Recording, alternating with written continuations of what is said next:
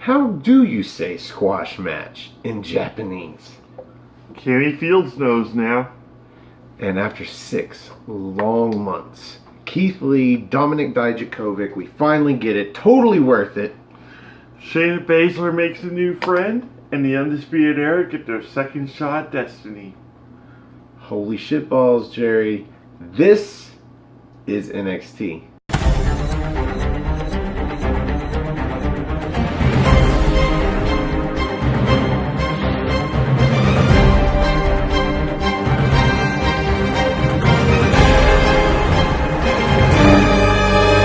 Summer may be ending, But things are heating up at Full Sail. and this is NXT.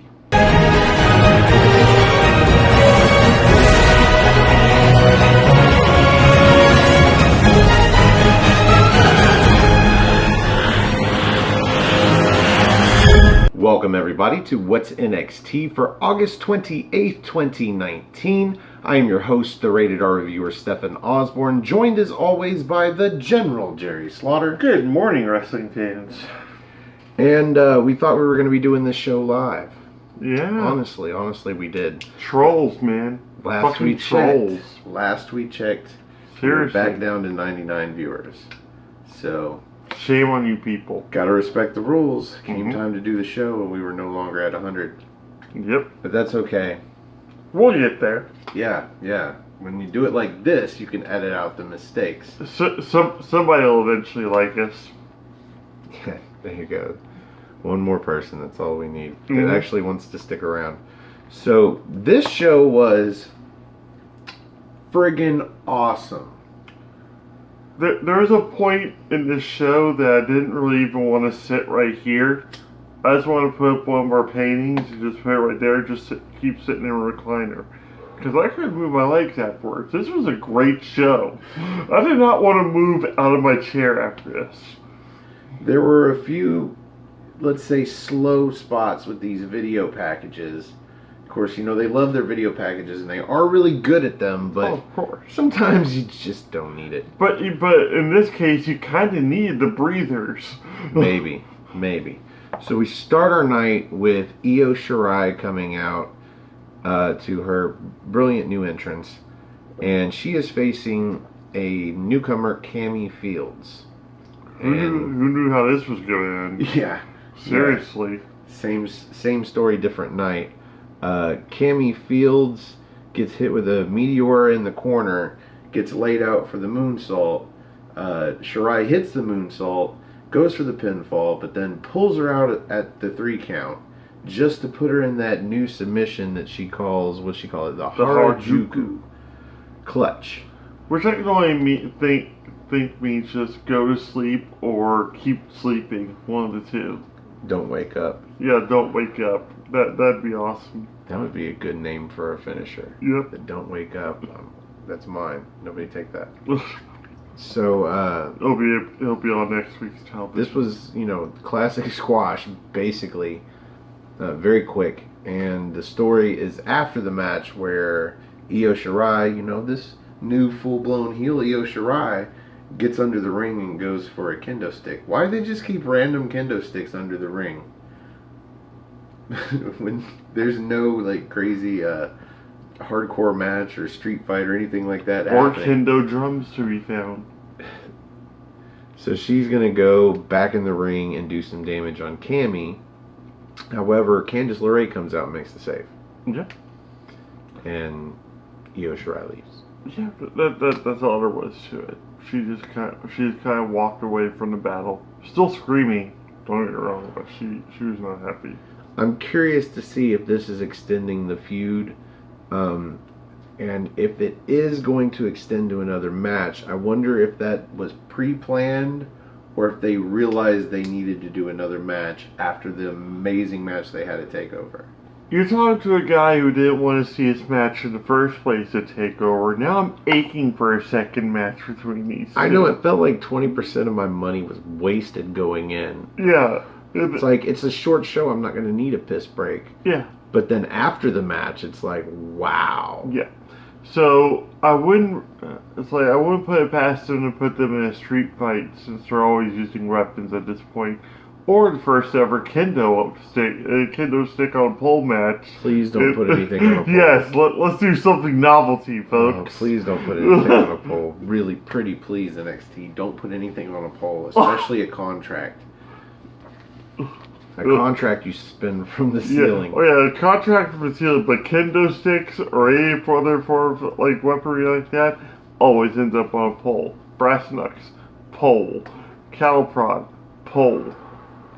Judy Bagwell, pole. And about half of the Nitro girls. Yep. They ended up on a pole. So, we get some commercials or whatever, but we basically go right into our next match, and this is the one we've been waiting for half a fucking year. Yeah. Keith Lee and Dominik Dijakovic. And notice I no longer call him Dijakovic or Dijakoff. This guy has impressed me basically since the beginning. Yeah. His very first match, I was like, well, fuck, I'm going to have to stop making fun of his name now. Pretty much. And Keith Lee, I was anticipating his debut before his debut because I watch Wrestle Talk and they love the guy. And I'm like, well, he must be great. Turns out he really is great. And this match, we just got a taste of it. Just a taste of it on the first match. Mm-hmm. And we were supposed to get this match months ago. But shit happens. Like a week or two after that first match occurred, we were supposed to get the rematch. And then there's injuries. And more meniscus. Yeah, torn meniscus by Dominik. Yeah. But wow, what a match. I have got a lot of notes. To be honest, we watched this show all the way through. And then I went back and watched this match again. I didn't take that. any notes. I just left like a third of my page here to do notes later because I was like, I just want to enjoy this. Mm-hmm. But there were a lot of spots where I should have paused the match and taken notes, but I didn't.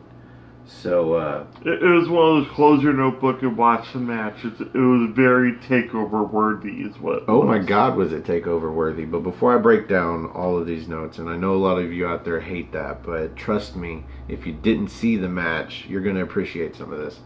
What were your thoughts? I was already psyched for his match, as you said, for about like 6 months now, and for it to finally get here, it was like Christmas. It was like Christmas morning. It's like running downstairs, seeing your bicycle with a ribbon on it, but then see that other package off to the side, and you're like, oh, what the hell's that? Oh, what's that shiny gift over there? That was that match. That match was beautifully crafted. There was no rest holds to be found. No. Two guys that cumulatively weigh like 600 or 700 pounds. Just no rest holds. Just laying it all out there, wrestling like guys that are 150, 175 pounds. This could have been a 205 live match. Well, that's not to say there weren't any slow spots. There were spots in the match where they were slow, very slow to get up. But two guys of this size, it's imaginable. Yeah, they had to breathe just for 5 seconds, and then they were right back into it. Good God, man, no kidding. Just paced from, not fast paced. Some of it was, but just paced from beginning to end. It rounded out very well. And even that just kind of gave it more anticipation in that way. Is the fact that like you're wondering, okay, what's he gonna throw at him next to try to keep him down? No kidding. So, again, I took notes the second time around, so I got a lot of this.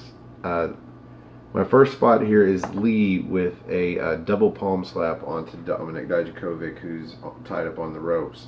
But then when Lee goes to follow up off of the, running off the ropes, Dijakovic hits that discus big boot and just lays Lee out. Lee gets the upper hand. He goes to smash Dijakovic's face into the turnbuckle, and there's just this spot where Dijakovic resists. He grabs the ropes. He's like, no, you're not going to do it. And Lee tries it again, and he's like, no, you're not going to do it. Battle of strength. And then Lee just like gets this look on his face. Lee turns Dijakovic's head towards him and looks at him, and he's like, you're going into the fucking turnbuckle. Wham! Pretty much you're going to learn today. Yeah. And then he comes off with a slingshot crossbody for a near fall. And then he hits this lariat onto Dijakovic that turns a 6'7" dude, and they love saying this 6'7", but he is 6'7", 275 pounds. Turns him inside out. Yeah. And then they end up on the apron, and somehow Dijakovic runs at Lee, who picks him up single-handedly. And I call it a pancake bomb, but you could easily call it a one-handed sky high. Yeah. Onto the apron. Wow. But he goes out to get him because he doesn't want this to end up in a count-out like the first match did. And not today. Throws him back in the ring, but when he goes to get back in the ring, Dijakovic meets him, hits a couple of forearms, they don't take him out. Hits a kick, that doesn't take him out. Hits a super kick, knocks him off the apron, runs off the ropes, comes back and does what I would call a moonsault con hero. Yep. He turns around and does a moonsault, but uses the top rope to flip over, hits Lee, and lands on his feet on the fucking ramp. Yeah. The only other person I've seen do a somersault forwards or backwards over the top rope and land with their feet on the ramp is Ricochet. Yep. Nigel McGuinness tried to call it the Fosbury flop, which everybody knows, or most people know. He knows. I didn't know. Is a running shooting star press. So close, Nigel. Very close. So Dijakovic goes up to the top rope, and he goes for what we can only assume was a Dragon Rana because he does a front flip. But Lee catches him and lifts him up like he's going to go for a power bomb. But then when he throws him, Dijakovic does a backflip and lands on all fours. And then gets up and, I don't know, he hits a throwing, he finally, okay, so he starts beating on Lee, gets him, and earlier in the match he had gone for a vertical suplex. Mm-hmm. He went for it 3 times and just couldn't get it until Lee pries his arm off. Just a battle of strengths throughout this match. He finally lifts him up and does that throwing suplex where he just throws him a quarter of the way across the ring. And I think we saw him do that to him in the first match. Yeah. Still impressive though. He says, "Time to fly," right before it. Then he goes up top and does a picture perfect fucking moonsault. Yeah. On the Keith Lee. Gets a near fall out of that. And then Lee catches Dijakovic trying to go up to the top rope on the other corner, and he hits him with a top rope Spanish fly. Now, when they replayed it and showed a different angle, it looked like Keith Lee face planted. He probably put himself right back out with that move. Maybe. That's a concussion right there. But he gets a near fall off of that. But the crowd is going nuts at this point. Everybody's standing. They're all yelling NXT, NXT, NXT. And Lee decides to go up top for a moonsault, I'm assuming. I think he calls it the Doom Salt. The Doom Salt. Yeah. But Dijakovic follows him up. He gets knocked back down, but then he catches him when Lee hesitates to get to the top rope, and he kicks him off the top rope and crotches him on the top turnbuckle, and then pulls him off the top turnbuckle into no, it was a torture rack. Oh yeah, it's a torture rack. Doesn't take him far though, and throws him over, and he hits him with the Feast Your Eyes. 1, 2, 3. Dominic Dijakovic wins. What splendid match. Fucking match, man. Yep. Wow. I didn't think that could be topped. But I got news for you, folks. We're not yet to the main event. That was not the main event. We're not even halfway through the show at this point. After this, we get what they call a retrospective of Johnny Gargano. They say he's at a crossroads in his career. I've never seen that. Just throws together a lot of clips from it sort of had a storyline, like going with the chronological order of things, but then some of it didn't seem to really be of quality because, like, okay, my best example is they showed him and Tommaso Ciampa going into the tag team division and finally winning the titles as DIY, And then they showed him posing for the camera right before the spot where Ciampa turns on him and throws him into the LED board. They cut that spot. Mm-hmm. All you see is them turning around like anything could have happened. They Yeah. could have just been walking back. And I'm like, wow, this is going to be really selective about the retrospective of Johnny Gargano. It's And like it kinda it's like they completely cut out the whole like Johnny Badass segment where like he lost to Aleister Black. Like that part of history didn't They cut happen. out anything that made Johnny Gargano look bad. Yeah. They cut out all of his trials and tribulations. All they showed was his victories, and I'm like, okay. That's why it's such a short video. This sets up Shane Thorne to come out and interrupt the commentary and say that why are they even talking about Johnny Gargano? He's done. He's in the past, Yep. and Shane Thorne is the future. Mm-hmm. I'm okay with that. Although if that's all you were doing this for was to boost Shane Thorne a little bit, the retrospective could have been a little shorter. Oh yeah.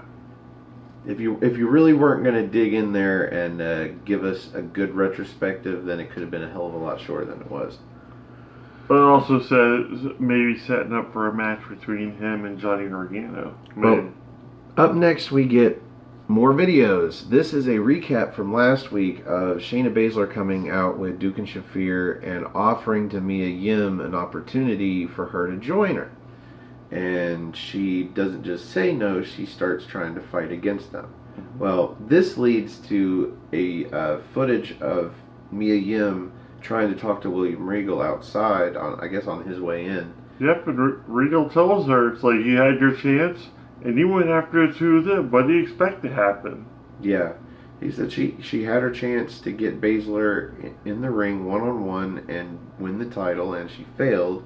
And as for last week, yeah, she attacked, which one? I think it was Marina Shafir that had the arm in a sling. Duke. It was Jessamine Duke, okay. Yeah. So what did she expect? Yeah, so she is pissed. So this isn't the last that we're going to see of this. But it is not the last we're going to see of Shayna Baszler tonight. Yep, she makes her way down to the ring with Jessamine Duke and Marina Shafir in tow. Super confident, ready to talk. But she doesn't get any words out. Nope. Because me and Stefan get to hear one of the sweetest sounds ever. And that's the beginning of Rhea Ripley's music. Yeah, we I fanboyed out. I can admit we it. marked out. We totally did. Yeah, absolutely. That was so cool. I've been hoping for this for several months now. Yeah. Well, you've been hoping that the rivalry would just go ahead and happen on Raw or SmackDown. You didn't want to see it happen here. I think when we saw Rhea Ripley the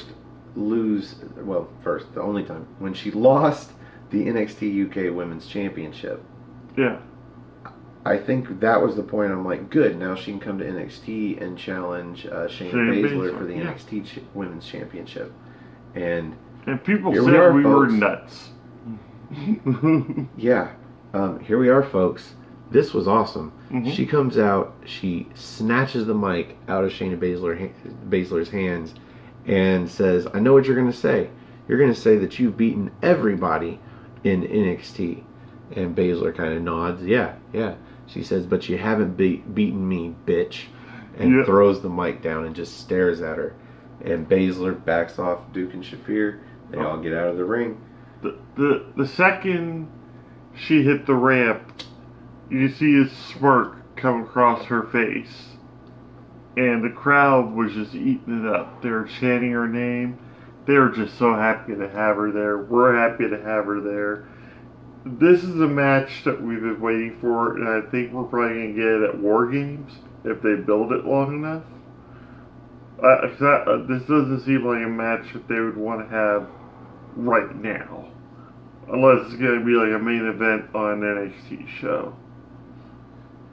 I don't know how long it is until our next NXT takeover, though. Oh, it's War Games. How many months is that? That's in November. So we're talking 3 about months away. Yeah, 3 months away. Yeah, I don't think that this would have happened now if the match is going to happen in 3 months. Or it could happen at the first live NXT NXT show. There you go. That's what you people need. You need that for like the first live show. Make that the main event. Speaking of NXT UK stars, we get a video promo for Pete Dunne, and this was unnecessary for those of us that watch NXT UK. Yeah. However, if you do not watch NXT UK, this was all right to kind of, I mean, other than what people have already seen. I mean, technically, you've seen a lot of Pete Dunne if you go back far enough. Yeah. He's pretty much just catching us up. Like, okay, I lost my belt. I would beat Velveteen Dream, like, for his belt, if, you know. If not for Roderick Strong. Yeah. And then Velveteen Dream simultaneously hitting their finishing moves on me and pinning me 1, 2, 3 clean in the middle of the ring. Yeah, if not for that. Oh, yeah. So, after this, we get an announcement for next week, a match we didn't know about. And thank God I backed it up, because I went to go forward and this new fucking app, man, it hit that 4X. That 4X is doom. That's going to send you to the end of the show. I caught it. Well, anyway, long story short, we've got Velveteen Dream, yes, the North American champion himself, versus Kona Reeves next week. And I'm looking forward to that because I dig Kona Reeves. I know this puts me on a very short list of people that dig Kona Reeves, but I dig Kona Reeves. I like him. He's got the charisma and everything to him, but he's lacking something. That's why I say he should go ahead and be put into almost like a faction with Vanessa Bourne and Aaliyah, just kind of like causing havoc wherever they go. He is the finest, and they're the tops. Or this is also non-title. So I think this is where Roderick Strong strikes and makes a statement about wanting his rematch, so he can try to go after U.S. gold again, or North American gold on his own. Yeah, that's cool. I can totally buy that. So he attacks Kona Reeves and leaves him lay in before the match. Shit. Maybe that'll happen. You never know. Maybe Kona Reeves will get taken out before the match, and he, just happens to be there. So that's next week. Also next week, they remind us that we do have Adam Cole defending the NXT Championship against Jordan Miles, who is cashing in his opportunity that he won during the Breakout Tournament. Winning the Breakout Tournament. Won 3 matches in a row. Gotta love him. That gets him an NXT Championship. But whatever. But he's going right for the belt. Something you said earlier. At least he went for the NXT champion and not for the North American title. Mm-hmm. That brings us to the main event. And we got a lot of time for this main event. Yep, about 18 minutes I think it was. We've got Kyle O'Reilly and Bobby Fish of the Undisputed Era. They are Red Dragon. Yep. Of course, they never say that on NXT TV. I really look forward to the day when they can say that. So anyway, they are facing the Street Profits, that's Angelo Dawkins and Montez Ford, for the NXT Tag Team Championships. And this match was everything and a fucking bag of chips. Yes, it was. This was an awesome fucking match. I think there was a spot in this I was like, no way, no way, no way. And yeah. Yeah. So, I've got a lot of notes for this match too. Not quite as in depth as the Lee Dijakovic match. Well, that was to be expected. That match could have easily been the main event on a show, and we were actually very surprised that it got bumped to mid card in favor of this one. But at the same time, I can't be mad. Yeah, either of those matches could have ended this show, and I'd be happy. This one just. There's a lot of spots in this match that I could have written down, but it's stuff that we've covered before. Yep. So it's stuff you should have seen them do prior. Before I break down my notes, what did you think about the main event, Jerry? I naturally loved it because I also called this before the takeover. I said that Street Profits aren't going to lose the belts in Toronto. That was their first real, huge title defense. They had already showed their medal against the Forgotten Sons, Oney Lorcan, and Danny Burch. and then they got the match for the Undisputed Era at the show, but a little bit miscommunication with the tags, and that's what led to this match. But I think that set the tone for it was almost like the Undisputed Era kind of let it happen. That way they can get a better idea of who they're going against and what plan of attack to make. Because no, I think they would have won the titles at Toronto too if they could have. Yeah, but I think they knew where to attack on Montez Ford naturally his legs because you have to be able to ground the guy. Simple as that. They did damage on his left knee. And Montez and Angelo Dawkins about the same way. Most of his offense is power based and whatnot, so taking out his legs is something important. So there's a lot of rest holds, a lot of quick tags. And yeah, unlike Lee versus Dijakovic, there were a lot of rest holds in this match, but you didn't really mind them too much. Yeah, because these two, like Bobby Fish and Kyle O'Reilly, are just notorious for having like submission backgrounds and mixed martial arts backgrounds. Let me say, my favorite mat wrestling of this entire match was when Angelo Dawkins got the hot tag. Yeah. And he comes in and he starts doing real Olympic wrestling takedowns and shit, and he makes them look legit. Like, he makes them look like they hurt. I mean, obviously, when it's a sport and you're actually competing, it's probably going to hurt. But when a guy like Angelo Dawkins picks you up 4 feet in the air and then slams you down in a legal Olympic wrestling slam, Jesus, man. Yeah. But then he starts just, like, doing the holds and shit, and you're like it's like it's single person chain wrestling. We see a lot of chain wrestling, especially on NXT UK, where it goes back and forth. But he was just doing all of this on his own. It was great. Anytime Montez Ford nails a wrestling move, he just screams, "Wrestling!" There was a point where we had this wicked drop kick by Montez Ford onto, I think it was Bobby Fish. I think he got more extension on that one than even Randy Orton does. Yeah, he's got to have the highest jump in anybody in the WWE. Got to. Yeah. What do they call that? There's a name for that. Anyway, out of that, they do a double flapjack onto Kyle O'Reilly, which ends up somehow laying Kyle O'Reilly and Bobby Fish next to each other. And so Dawkins picks up Ford for like a back body drop, but it's just an assisted moonsault that Ford lands on both of them, and they get a near fall. Wrestling! That was really cool. Dawkins comes off the ropes at one point, runs through a double kick attempt, and then comes off the other ropes with a double lariat that both O'Reilly and Fish sell turning inside out. Yep. That was awesome looking. Let's see. And then he hits a spear for a near fall. And then sometime later in the match, over in the babyface's corner, Montez Ford actually hits a rock bottom. And they called it a Uranagi. But the way he hit it, he hits a rock bottom onto, I think it was O'Reilly. Yep. And then Dawkins comes off the top rope with, is a little bit of a sloppy looking frog splash.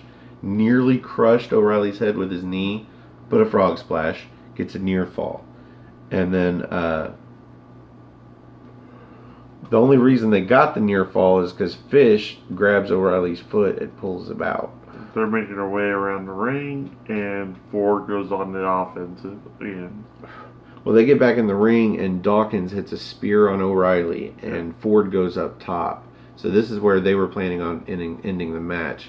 He goes for a frog splash, but O'Reilly rolls out of the way. Meanwhile, Dawkins had gone for, a spear on Fish, who not only dodges it, but lands a knee right in Dawkins' face and just knocks him cuckoo. And you can tell because he's cross-eyed. I mean, he went cross-eyed. Fucking Fish comes over, O'Reilly pops up, and they hit the high-low on Montez Ford, who they've been working the knee over the whole match. And I thought, this is where I paused it to write down my notes, I thought Angelo Dawkins was going to come over and break up the pin. You thought it was over. What'd you guys think? 1, 2, 3. we have new NXT Tag Team Champions. Mm-hmm. The Undisputed Era is now 3 of 4 for all of them having the gold. We just got to get through Velveteen Dream. Yep. And wow, what a match. It was fantastic. It was a great story throughout the whole match, especially them working over the knee. The fact that it's a rematch from TakeOver 2. Well, let's not get into that.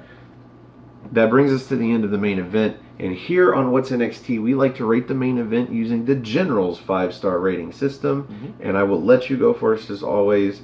What do you rate this main event out of 5 stars? Oh, usually 4 1/4. As great as Street Profits are, they're not Rowan Hansen. They weren't going to be given the heroes we're going to lay out our championship and leave kind of thing. They're going to drop the belts. If they're going to drop them to anybody, it was going to be the Undisputed Era. Now they're a record-breaking 3-time NXT Tag Champs. And well, O'Reilly is, for sure. Well, O'Reilly is, yeah. Bobby Fish, sort of. Fish is the second, I believe. Yeah. But the Street Profits were great. They weren't dominant, though. Nobody saw them as dominant as the War Raiders or Viking Raiders, whatever they're called this week. So, for them to lose in this fashion, it was fine. Because they're going to be heading up to Raw and probably taking the Usos' place as one of the greatest tag teams in that company right now. Because the Usos can't keep themselves out of trouble. So, I think that's the other reason why they're pushing so hard to get the belts off Street Profits right now. But I couldn't be disappointed in this match. I couldn't be disappointed in this show in general. So, and Ripley showing up out of nowhere. That was just the icing on the cake right there. So, we got all the great spots out of the Street Profits. We got some great wrestling and tag action out of Red Dragon. Beautifully crafted match. I put it right up there with their TakeOver match. And yeah, I loved it. That was great. I'm going to initially agree with you. This was easily 4 1/4 stars. I was thinking higher, but in retrospective, I've seen better tag team matches. This was great, though, for a main event of an NXT show. And I'm actually going to give this 4.5 stars. I'm going to give it an extra 1/4 star coming off the back of a great show. This really was a great show. The only thing that I think drugged me down in this show was some of the unnecessary promos that we got. The Gargano retrospective. The Gargano retrospective. That was about it for me. Even the Mia Yim thing, we really didn't need that this week. We didn't need the recap necessarily, but it was really short. And then we saw her outside, and it led right, from the recap to her outside to Shayna Baszler coming out to the ring, which gives her a reason to speak. But that would have brought down the show, I think, if she had been out there just to gloat. But she didn't get a word in edgewise, and we got this was a really great show. Yeah. I'm going 4.5 stars. So that brings us to the end of this episode of What's NXT. Thank you for joining us. Please join us tomorrow for the NXT party. I don't know who we're going to have on the big screen as our guest, but I'm sure we'll have somebody. If you'd like to be a guest, there's time between now and when we record tomorrow. If you want to be a guest on the NXT party, come have a spot of NXT with us and help us review a future episode of NXT UK. You can find me on Twitter. Go to nodq.com/Stefan. That's STEFAN. If you just want to look me up on Twitter, it's at Stefan R. Osborne, OSBORNE. As always, the R stands for restricted. You can also find the gentleman on Twitter. At NoDQ. Fuck bomb. At NoDQ General, and also at my Facebook group Armbar, all capital, ARMBAR, exclamation point. Just join us there. Memes, discussions, all around tomfoolery. Good people, though. You can also find me on Instagram at osborne.stefan. I don't post anything, but I think it'd be hilarious to have a ton of followers with no content whatsoever. So help me in that goal. Mm-hmm. And maybe occasionally I should drop some of these links in there. Speaking of links, if you like this video, click the like button that's over here underneath me. And if you like all of our videos, do yourself a favor, click that subscribe button there over there underneath Jerry.